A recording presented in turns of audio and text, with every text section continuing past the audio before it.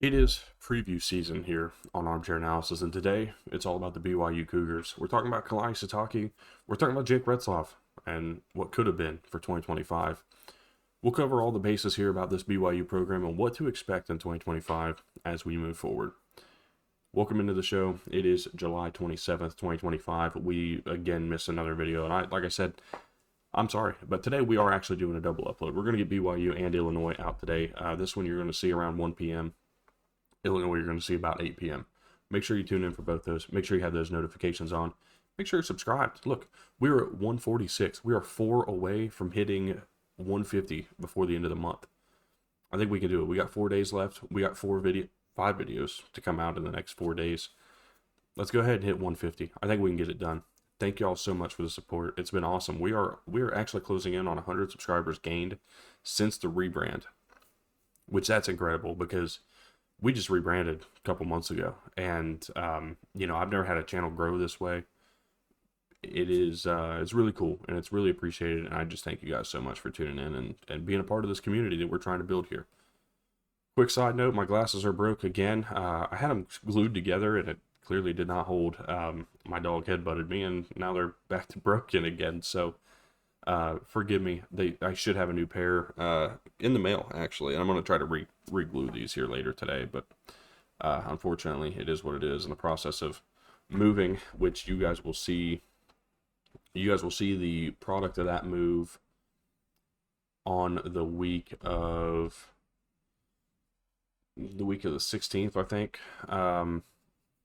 if I'm not mistaken. I'm not sure, the week of the 11th would be it, August 11th. So about the second weekend, third week of August, we will be fully in a new place and no pre-recorded videos whatsoever. So yeah, a lot of stuff out of the way, a lot of yapping out of the way. Let's go ahead and talk about BYU, why don't we? This is a team last year that went 11-2, 7-2 in Big 12 play. They were the surprise of the Big 12. Well, not the surprise. The surprise ended up winning the conference. That was Arizona State. But BYU ended up being a pleasant surprise in their own right. Jake Retzloff took some steps forward, but also at the same time really didn't produce the way people will say he did. 20 touchdowns, 12 picks, about 2,700 yards, 2,947 was his passing yardage, but he was a 57% passer. He was really not the guy that people thought he was through the air, but what he did do was add an element on the ground. All that's erased. He's gone. He's now at Tulane. He walked away from this team, walked on at Tulane. And, the rumors, which we've kind of alluded to a little bit throughout preview season when we talked about teams playing BYU, is it takes away kind of the expectation of this team because we don't really know who's next. I mean, we know that Bear Bachmeier is in this quarterback room. He's a true freshman, though. He's likely not starting. We know that Mekhi Hillstead is probably the favored starter. And then you got Trayson Bourget, who's also on this team, who may also be able to step in and do something. We don't really know who the quarterback's going to be of this BYU team in 2025. It's a big question mark. Now, I'm going with Mekhi Hillstead. I'm going to treat it as if Mekhi Hillstead is the quarterback because that's what I expect to happen. But I actually do not know. And if somebody does, let me know. If you're a BYU fan and go ahead and say something. I'm going to actually just take these off. I can still kind of read. So, look, this is a team that expects to stay in contention for the Big 12. And whether or not I believe that's going to happen, I don't actually have an answer for you. I think that they could, they may not. Who knows? This team last year averaged 31.2 points per game. That was 40th in college football. They allowed at 19.6. That was 18th. The top 20 defense last year under Jay Hill, and they're expecting more in year 3 under him. Turnover margin per game was plus 0.6. They created a lot of turnover opportunities last year defensively. That helped that offense, especially when they made their mistakes. They had 22 interceptions last year. That is an incredible number. 22 interceptions, 9 forced fumbles. They did a great job last year of, again, creating opportunities to take the ball away. This team got the 42nd ranked recruiting class, 82nd in the portal, only bringing in 13 players, but they did bring in some bigger names. Andrew Gentry is probably the biggest one you're going to talk about, and we're going to talk about. The transfer over from Michigan on the offensive line, he's going to be a big addition to that team. As we go ahead and look at this roster real quick, decided to put these things back on because I can't see the way I thought I could. Head coach Kalani Sitake comes back once again for another year, and he'll bring back offensive coordinator Aaron Roderick again, third-year defensive coordinator Jay Hill. They have 4 returning starters on the offensive side of the ball, 2 of those on the line. 2 of those are skill positions. One of those is L.J. Martin. The other one's Chase Roberts, who they're excited to bring back. At quarterback, again, I'm expecting Mekhi Hillstead. I really don't think that that's going to change unless Bear Bachmeier is probably the one who's going to make maybe the biggest difference in that, but I don't know. Hard to say. You could also look at maybe Nolan Keeney, but I think it's really going to end up being Mekhi Hillstead. L.J. Martin going to be running back 1. He had 700 yards last year. He's expecting to do more damage this year. Sione Moa is going to be their backup or RB2, and I expect him to be a pretty consistent part of the offense itself. Again, Chase Roberts, Tiger Bachmeier comes over from Stanford, and JoJo Phillips, Tsai Nakua, both returning as well to this team. The receiver room's not bad. I think there's some question marks about it. Certainly, they were a little concerned in losing Keelan Marion, but they're excited to have what they have in this room and see kind of how it progresses throughout the course of the year. Carson Ryan comes over from Utah. They're excited for him to step in. I mean, he comes over, was originally at UCLA, went to Utah last year. Things didn't work out. Moving on now to BYU. It'll be interesting to see how he fits in this offense. They have 1 returning starter on the offensive line, 2 transfers, and again, talk about Andrew Gentry, I think the biggest deal and probably going to be the biggest leader of this offensive line throughout the course of the season. The defense, again, under Jay Hill, returns 3 starters from last year. Isaiah Glasker, Jack Kelly, Tanner Wall, and those guys pretty much lead the majority of the categories in the returning production side of things. Isaiah Glasker leads tackles for loss, sacks, and is tied for a lead in returning interceptions. He had 70 tackles, 15 for loss, 3.5 sacks, 3 interceptions. Tanner Wall tied him in interceptions with 3 himself, and then Jack Kelly led the team with 2 forced fumbles. They bring in Keanu Tanuvasa coming over from Utah, and then Justin Kirkland comes over from Oklahoma State. 2 defensive tackles, just trying to get those anchor points on the defensive line. They are excited for what this defense can be this year. It was already good, a huge improvement. I mean, look at where this team was in 2022 prior to Jay Hill coming in. They were a disaster. 2023, a step forward. 2024, a huge step forward. 25, with all the returning, not quite all the returning production, but the returning players. I mean, this is a team that only has 2 transfers in the defensive side of the ball projected to start.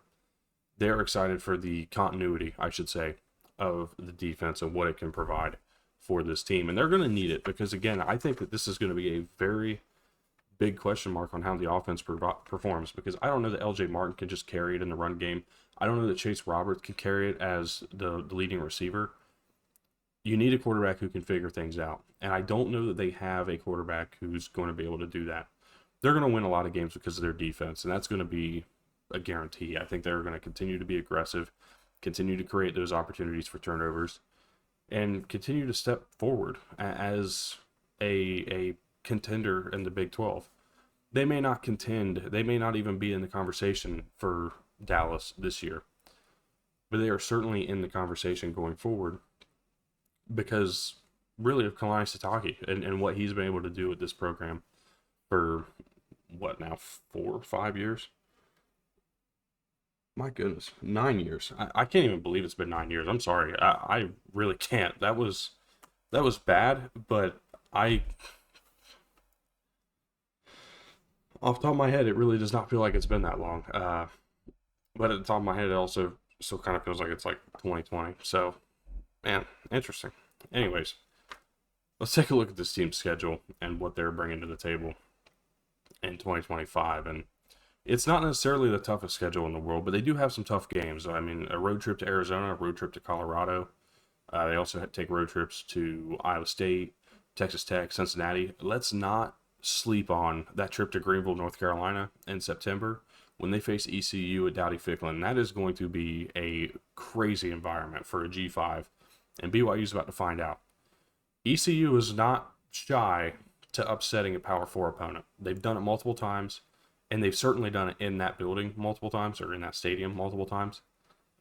I am not saying it's going to happen, but what I am saying is that look out, that's upset alert, especially prior to that Colorado game.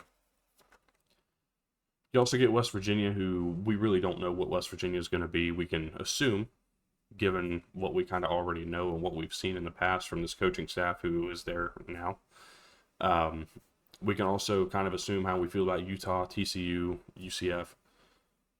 It's not light. It's not the toughest thing in the world. But there's certainly, again, games that this defense is going to win for them, I think, is the biggest way we can explain it before we get into. The win total's dropped, if I'm not mistaken. I think it was at 7.5, maybe even 8.5. It's now down to 6.5. And it's simply because of the Jake Retzloff news. And Vegas certainly agrees that this is now a tougher team to figure out who they're going to be. Odds to win the Big 12 still sit pretty decent, plus 2,600. Their national championship odds sit at plus 85,000.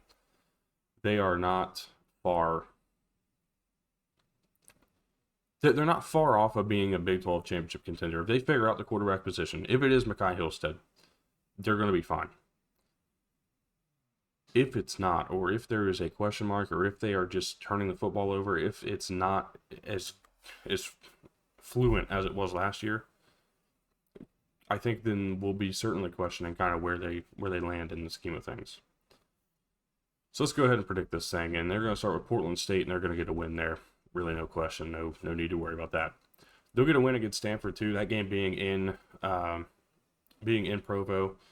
The defense, I think, again, we'll talk about that a lot, but the Stanford team is decimated, and they really did it to themselves this offseason.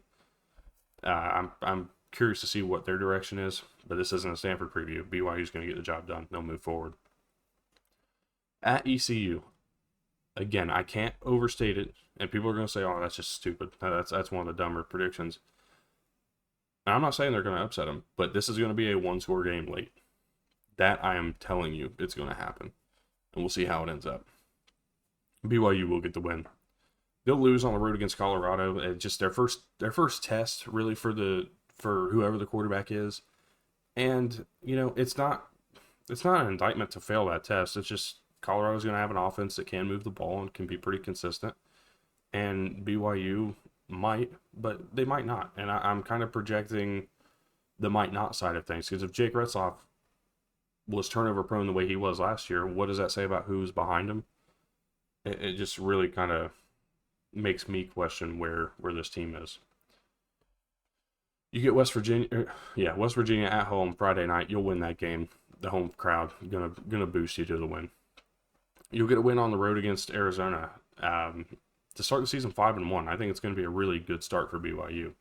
But then we get into kind of the meat and potatoes of this schedule, the toughest part of the schedule.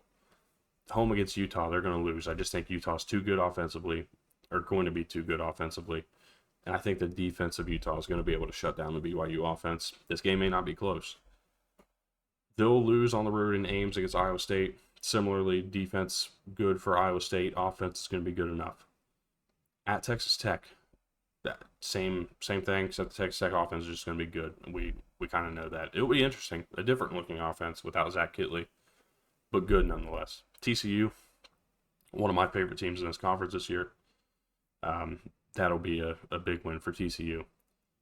Get a road trip against Cincinnati. That'll be a win. And then close it out at home against UCF and Provo. Another win. 7-5. You go 4-5 in Big 12 play. I know you're not excited about that, but I think that's really a boost, because when you look at what this team is expected to do without Retzloff, and what they are just overall kind of building towards, it's not bad. I think there's a lot of hope for the future of this team, for the future of the program, to be a Big 12 contender. And it all starts with just being consistent this year and proving, hey, look, we went through some adversity, we faced it, we overcame it, and we still made a bowl game. what could we be with some extra pieces. It'll be interesting to watch. I'm excited to see what it looks like. But 7-5 for BYU in 2025 is where I stand. So, with all that said, I thank you guys for tuning in. If you're new around here, leave a like, subscribe, comment down below. Again, we're trying to hit 150 subscribers by the end of the month. That's 4 days from now. We can get it done. I think we can go 4 subscribers in 5 days. I think we can do more, but 4 at a minimum. Make sure you stick around. Look, we got college football content year round. I don't want to say 365 days a year, but we do talk college football 365 days a year around here. And while it's not everyday content drops, we've got all kinds of stuff that will be going out, and a lot of fun stuff, even through the playing season, as I call it. And then we get to the non-playing season. We get to recruiting season. Really, that's the first thing up, is recruiting season after bowl season. And then we get into the non-playing season. And then we get to spring football. And then we get to preview season. I mean, it's just a fun cycle. The amount of stuff that we get to talk about here is it's infinite. There's all kinds of things that we can discuss. So make sure y'all stick around. Let me know what you guys want to talk about in the comments below. Tomorrow, or actually no, later today, 8 p.m., Illinois is our next team up, and there's a lot of people excited about this team. I think they're a top 25 team for certain, but can they be more than that? Can they be last year's Indiana, as people have said? I don't know that I agree with that particular quote, but you can't be last year's Indiana if you're being talked about, is what I'm trying to say. And then we got Tennessee tomorrow. The Vols are up here soon, and I got a good friend of mine, a very close friend of mine, who has been kind of messaging me as he's gotten through the SEC teams, and has heard some things I've said about Tennessee as a team, and I don't necessarily back away from those statements, but I have changed my tune on a couple things, and I think that'll be interesting to cover as well. So Tennessee tomorrow at 1 p.m., and then we get back to Miami, Carson Beck, new look Hurricanes. Iowa State's coming up, so those of you who've been excited for that. Penn State we're excited for. Georgia is a team people are excited for, and we get into basically conference championship teams for the last 6 days, and it's going to be a lot of fun. So thank y'all for tuning in. Appreciate y'all so much, and we'll be back later tonight with the Illinois Fighting Illini.